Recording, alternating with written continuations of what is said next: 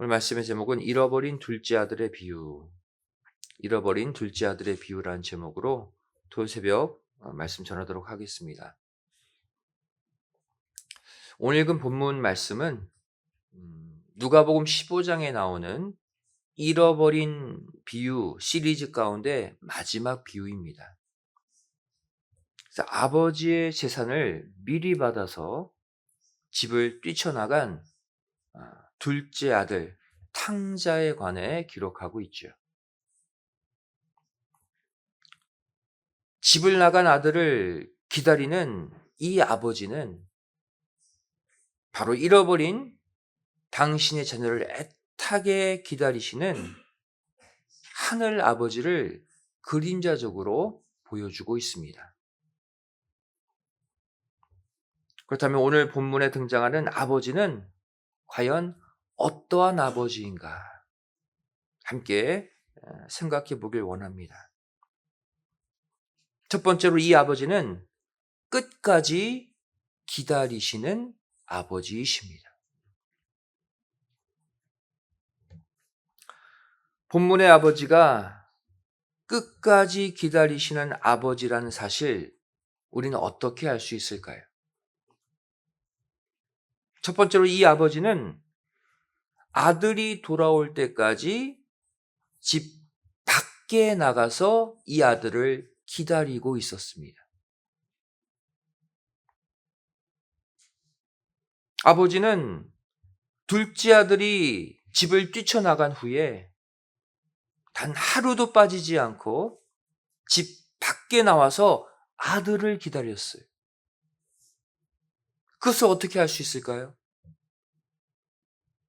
바로 둘째 아들이 한참 만에 집으로 돌아갈 때까지도 아버지는 집 밖에서 이 아들을 기다리고 있었다는 점에서 우리는 알 수가 있습니다. 우연히 집 밖에 나왔다가 둘째 아들을 본 게 아니라는 거예요. 누가복음 15장 20절 말씀 보시면 이에 일어나서 아버지께로 돌아가니라. 한참 만에 돌아가죠. 아직도 상거가 먼데, 아직도 거리가 먼데 아버지가 저를 먼저 보고 치근히 여겨 달려가 목을 안고 입을 맞췄다. 아직도 거리가 먼데 아버지가 둘째 아들을 먼저 알아봤대요. 이 말은 이 아버지가 지금 집 안에 있는 것이 아니라 집 밖에서 아들을 간절히 기다리고 있었기 때문인 것이죠. 두 번째, 이 아버지는 아들이 죄를 짓고 다닌다는 소문을 들었지만 계속해서 이 아들을 기다렸습니다.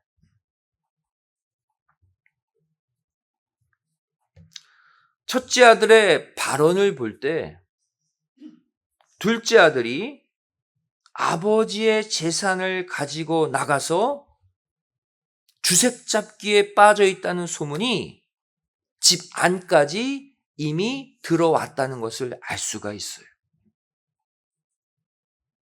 누가복음 15장 30절 말씀이죠. 아버지의 살림을 창기와 함께 먹어버린 이 아들이 돌아오매 이를 위하여 살찐 송아지를 잡으셨나이다. 첫째 아들이 불평하죠. 첫째 아들은 뭘 알고 있어요? 둘째 아들이 나가서 무슨 짓을 하고 다는지 다 알고 있었다는 거예요. 왜 이 아버지가 몰랐겠습니까?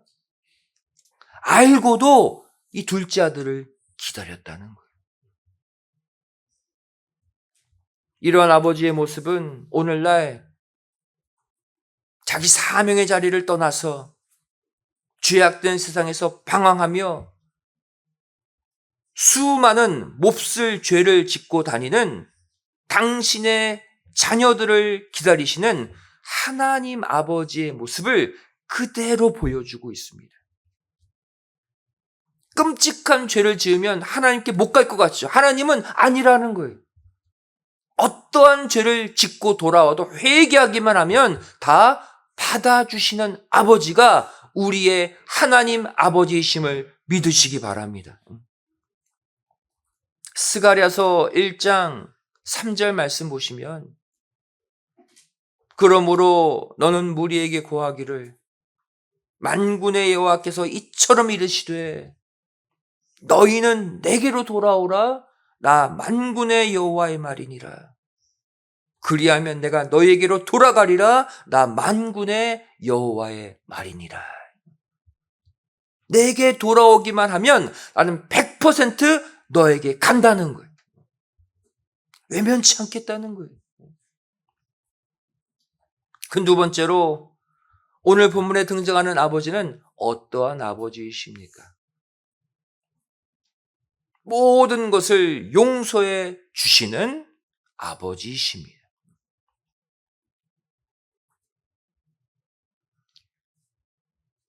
아버지가 살아있을 때 미리 유산을 달라고 했던 둘째 아들의 행동은 어떠한 메시지를 전달해 줍니까? 살아있는 아버지를 죽은 아버지 취급한 거예요. 유산은 아버지가 죽을 때 받는 거잖아요. 한마디로 이 둘째 아들의 행동은 폐륜적인 행동이었어요. 게다가 그 재산을 먼 타국에 나가서 창기들과 지내며 다 써버린 둘째 아들의 이 모습.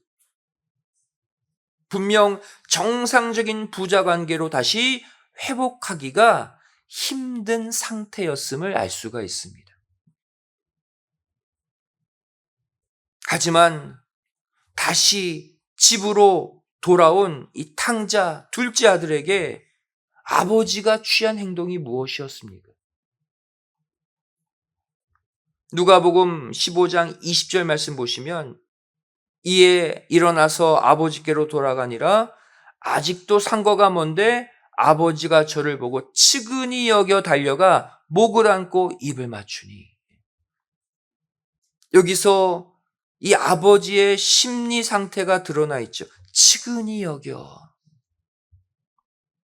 이 단어는 헬라어로 스플랑크 니조마이입니다. 스플랑크 니조마이. 불쌍히 여기다, 동정하다라는 뜻이에요. 다시 말해 이 아버지는 작은 아들을 100% 이해하고 있었다는 거예요. 더 나아가 이 아들이 당했던 고통을 함께 똑같이 느끼고 있었다는 것을 알 수 있습니다. 만일 단 1%라도 이 아들에 대해 섭섭한 마음, 분노의 마음이 있었다면 절대 이 같은 행동을 할 수 없었을 거예요. 그리고 누가복음 15장 22절부터 23절 말씀을 이어서 보시면 이 아버지가 아들에게 어떻게 합니까?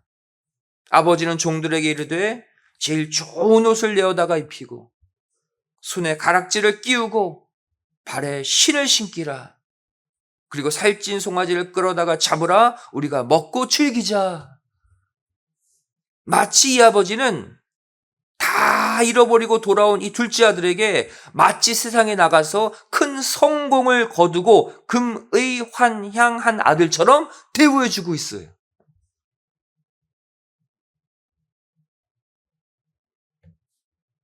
이것이 여러분, 우리를 향한 아버지 하나님의 마음입니다. 이상의 내용에서 우리가 얻는 결론이 무엇입니까?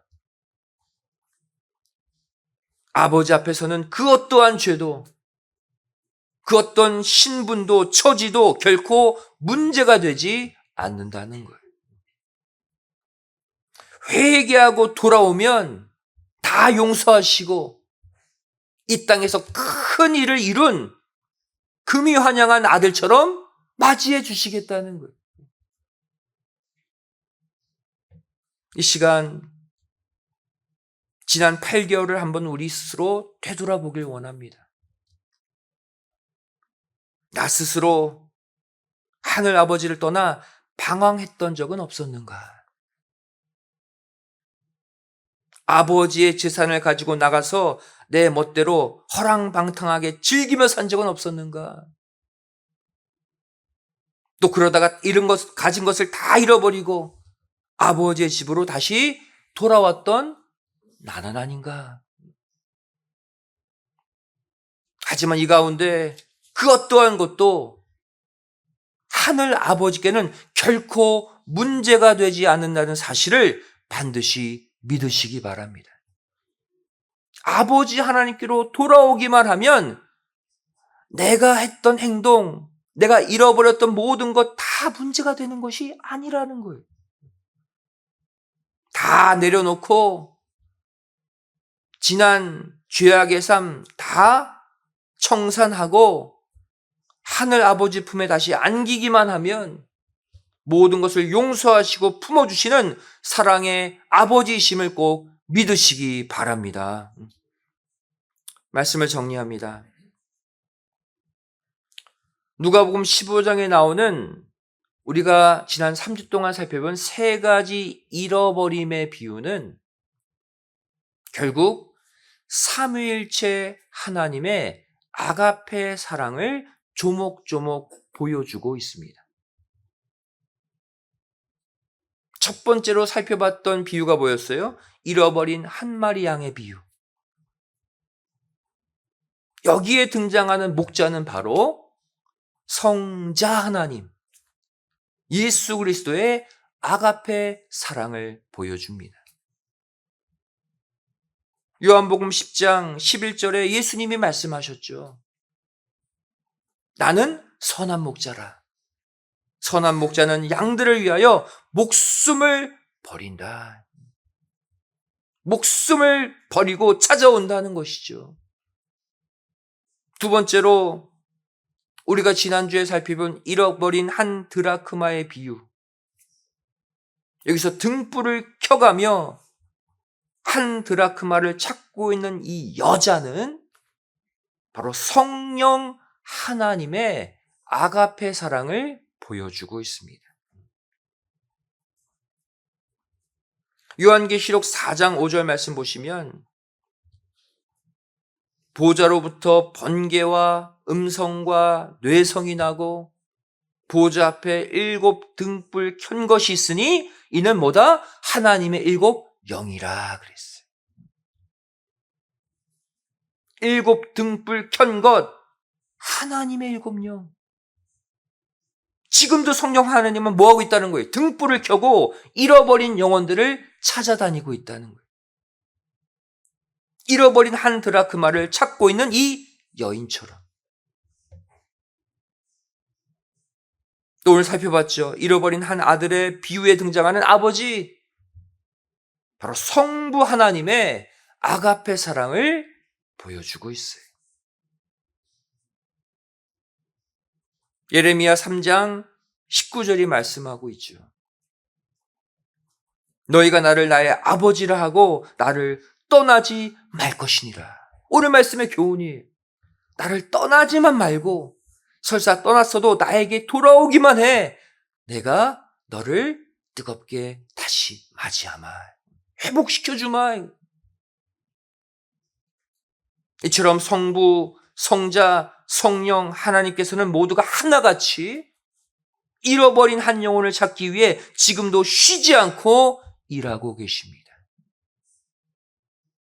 이 사실 반드시 기억하시고 2024년도 남은 시간 동안 LA 전역에 흩어져 있는 잃어버린 그 영혼들 모두 찾아내어 하나님 품에 다시 안겨드리는 모두가 되시기를 주님의 이름으로 간절히 축원드리겠습니다.